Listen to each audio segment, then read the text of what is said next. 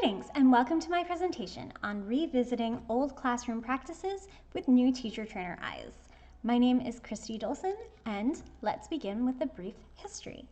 I am a certified teacher from Ontario, Canada. I received my Bachelor of Education from Brock University and then I moved to South Korea where I have been teaching EFL for 7.5 years. For the first 5 years, I was teaching at a foreign language center in a primary school, and then I became a teacher trainer for the Jeollanamdo International Education Institute, where I specialize in microteaching and pronunciation skills for Korean English teachers. As the microteaching course instructor, I'm really interested in teaching philosophies. I'm very curious about the reasons why my teacher trainees became teachers and what beliefs and values carry them through their careers.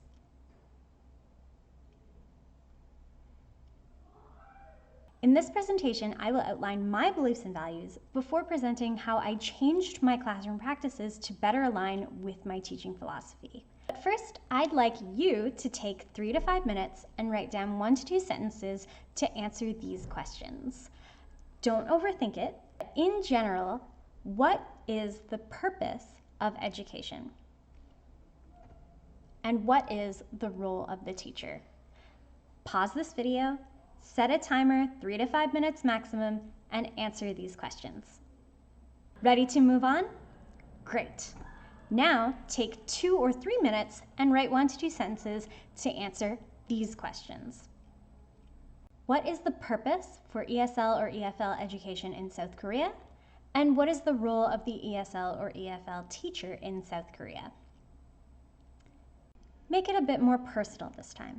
How do you see yourself as an ESL or EFL teacher here in South Korea? And what are your main goals for your students? Pause the video, set a timer, and write a few sentences. Okay. Reread your answers to both set of questions and consider the differences, if any. I hope this reflective exercise has been helpful for you as a teacher. Now let's move on to the main presentation. When I was about to graduate from Teachers College, I had to write an essay titled My Personal Philosophy of Education. In that essay, I wrote that I was most influenced by progressivism, which encourages students to learn actively from their own experiences and interests, and the role of the teacher is to prepare their students for an unknown future. It's been 10 years since I was in Teachers College, and while I have changed a lot, my core beliefs and values have not. After 5 years of teaching in an EFL classroom, I discovered I've been doing a lot of things that weren't helping my students. When I became a teacher trainer, I reflected a lot on my beliefs and practices, and I came up with these 3 EFL goals: providing comprehensible input, increasing student output, and creating a classroom atmosphere that encourages collaboration, not competition. When I first started teaching EFL, I thought I had to provide constant English input for my students. I fell into the running commentary trap. Running commentary is when you narrate everything that you or the students are doing in class, and it's a really hard habit to break. I catch myself still falling into the running commentary trap because I teach high-level adults in an intense immersion program, and they expect constant English input. But with primary and secondary learners, it can be very overwhelming. Providing comprehensible input means not just leveling your language to the level of your students, but also being aware of how much you talk during class. By maximizing student output, I do this by changing my questioning strategies to avoid whole class questioning with the same students answering every time. Instead, I encourage my teacher trainees to use Think, Pair, Share, TPS. In TPS, the teacher gives a question to the whole class and tells students to think quietly to themselves. And then they share their thoughts with a partner or a small group before coming back to the whole class and sharing their answer or answers. This strategy can be used very quickly for a simple question like, how are you today? Ask your partner. Or, what's your dream job? Tell your group members. Or it can be something that takes from 5 to 10 minutes of discussion time if your students are more advanced. For example, what are the characteristics of a focus word? Brainstorm with your partner. I love using this strategy because it invites all the students to engage with the subject matter and promotes peer learning. The second change to my questioning was giving more wait time. I never gave enough wait time before. I would usually do whole class questioning and choose the first hand to go up, or my co-teacher would get impatient and immediately translate the question without giving processing time. But students need processing time. 3 to 5 seconds for a simple question, upwards of 10 seconds for a more complex question. WAIT stands for, why am I talking? Language teachers must be comfortable with silence. It's so important for students to have time to process and think when you ask them questions. Ask a question and then wait. Let the students think quietly before you prompt them to discuss with a partner or small group, or you see more than a few hands going up if you want students to raise their hands to volunteer to answer. When you and your students get comfortable with silence, more students will be willing to engage. Another part of comprehensible input which maximizes student engagement is providing clear, simple instructions for a task or activity. Confused students don't feel safe in the classroom. Minimizing confusion over instructions can go a long way for increasing engagement and memory. When teaching about effective instruction giving, I tell my trainees to visualize the activity first. What do they want students to do? How are they going to use the target language? Then write a script and start your instructions with an action word. Here are the instructions for a spelling version of the card game Go Fish. As you can see, the action words are underlined and the instructions are short, simple, and clear. It is very easy for students to understand what to do and how to use the target language. And to further increase student comprehension, always pair instructions with modeling, either by gesturing, by showing a picture, or a live demonstration of the task you want them to do. Make instructions easy to follow and students will be more engaged with the activity. On that note, one of the most important parts of a language lesson are the activities. And that's why it is critical to choose or create appropriate activities when you are lesson planning to maximize student engagement. We don't want just 5 out of 32 students to engage in our lessons. We want all 32. So let's look at some popular language activities that I have used in the past. After re-examining my beliefs and goals, I have vowed never to use these games again. The first one is fly swatter. This is a very common language activity where the teacher calls out a word and then students, usually 2 at a time, race to hit the word or picture to earn points for their team. The second game is card snatch. It's also very popular, where students sit in groups with a deck of cards in the middle, the teacher calls out a word, and the students race to grab that card, earning points individually. So why are these games problematic? Well, first of all, only the teacher is using the target language. This is fine in the early stages when students still need a good pronunciation role model and listening input, but the real problems are the rate of participation and competition based on speed. In fly swatter, only 2 students are actively participating at a time, and winning the game is based on speed, not language. In card snatch, all students are participating, which makes it a little bit better than fly swatter, but still it's a competition based on speed, and in both games, high-level learners have a natural advantage, which can make these types of games demotivating for the other students in the class. So what can we do? Well, if you go online, you can find a whole range of alternative tasks and games. Today, I've prepared a few simple activities that I will demonstrate with the help of my colleagues. Since my background is in primary education, these activities are meant for elementary school learners. Let's look at some whole class controlled practice listening and speaking activities for introducing new vocabulary. Today's vocabulary is zoo animals. So our first activity is magic eyes. Okay, class.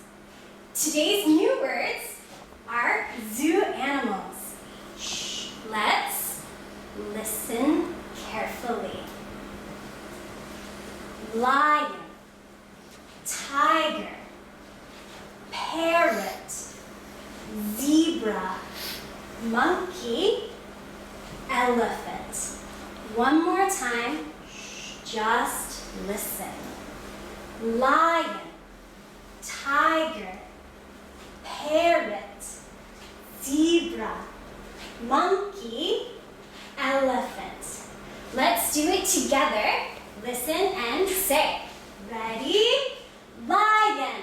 Lion. Tiger. Tiger. Parrot. Parrot. Zebra. Zebra. Monkey. Monkey. Elephant. Elephant. Good job. Let's do magic eyes. Are you ready? Yeah. Okay. Magic eyes.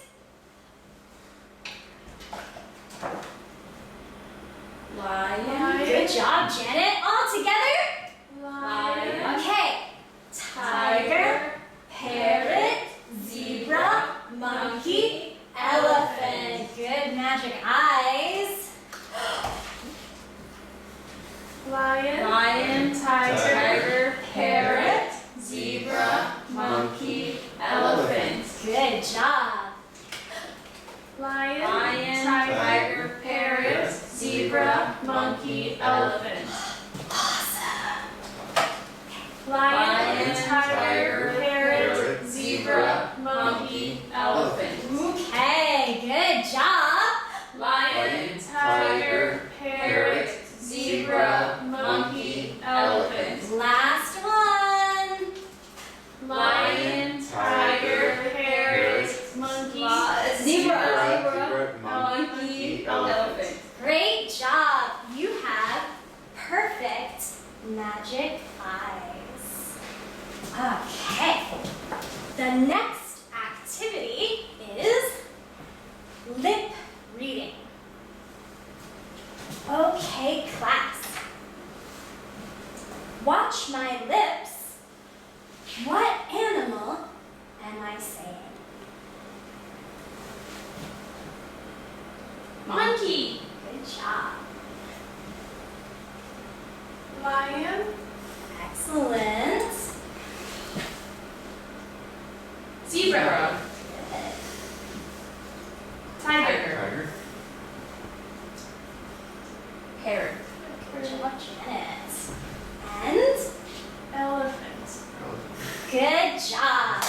I like this activity for pronunciation because the students really focus on the position of the lips and tongue for the English sounds. So it's really good for teaching awareness of pronunciation with younger students. Now, let's move on to Flashcard Safari. I have placed our animal pictures all around the room, and we are going on a safari.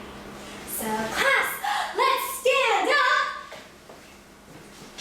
and take out your cameras. What sound is a camera? Click. Yes. Click. Okay. Let's find the elephant. Click. Good job. Let's find zebra. Click. Click. Let's find lion. Click. Good job, Melissa.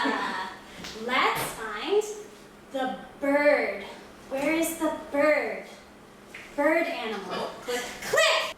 Let's find the animal with a long nose. Click. Click. Good job. Okay, let's make a chant. We're going on safari to find some animals. Oh, oh, I'm so happy. Look, look, a zebra. Click. Let's do it all together. Ready? We're going on safari to find some animals. Oh, oh, I'm so happy.